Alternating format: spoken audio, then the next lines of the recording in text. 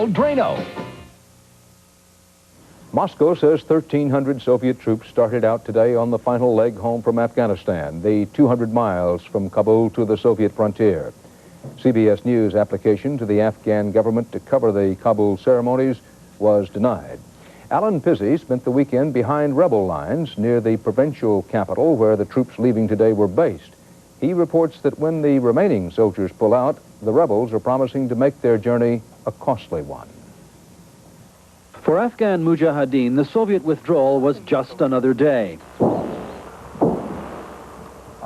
This encounter was between a small Mujahideen group and an Afghan army post, a battalion headquarters that will be left on its own when a nearby Soviet garrison is abandoned. On Sunday, the Soviet garrison stayed in place. The only movement was a few trucks.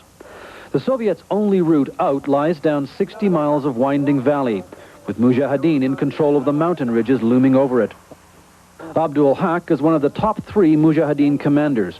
He is determined that the Soviets won't get out unscathed. Are you going to attack them as they leave? Yes, because there's no negotiation between us and the Soviet Union. This Mujahideen group was using simple citizen band radios to call in rocket fire. When the radios failed, they reverted to an age-old system, guerrillas on the hills shouting messages. The guerrillas are worried that the U.S. may cut back weapons assistance after the Russian withdrawal. I think if they know their money or their arms cannot kill the Soviet, I don't know will they still help or not. The Mujahideen hope to dominate the countryside quickly so refugees can return to abandoned farms like this. 3 million Afghan refugees wait in Pakistan alone. Many were born in exile, and for some, the chance for peace has come too late. This funeral was for a 6-month-old baby, victim of disease. While a few refugees have begun to trickle back to Afghanistan, others are hesitant. Tribal chieftain Amanu Sadar has been in exile for 9 years. He leads 20,000 refugees. We have to get the Afghan government out of Jalalabad and Kabul, and then we can go home.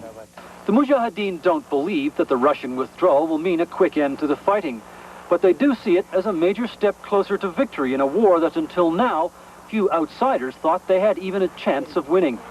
Alan Pizzi, CBS News, near Charisari, Afghanistan. An announcement tonight in Beirut that Syria and Iran now have agreed to end fierce fighting between rival militias in the southern suburbs where U.S. hostages are believed held. Syrian troops have been vowing to stop the fighting themselves. Pope John Paul arrived today in Paraguay in a torrential downpour. This last stop on the South American papal trip also figures to be the stormiest. Mark Phillips is traveling